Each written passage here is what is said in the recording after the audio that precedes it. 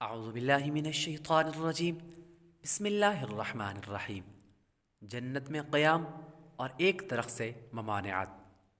اللہ پاک نے حضرت آدم علیہ الصلاۃ والسلام اور حضرت حوا رحمۃ اللہ علیہا کو جنت میں رہنے کا حکم فرمایا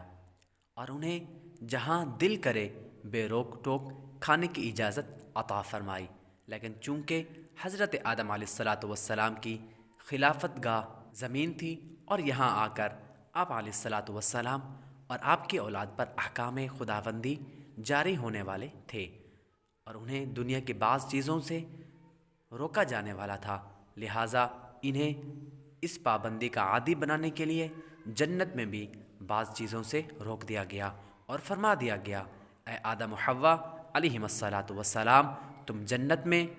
جو چاہو کھاؤ، لیکن اس درخت کے قریب نہ جانا، یعنی نہ اسے کھانا نہ ادھر جانا۔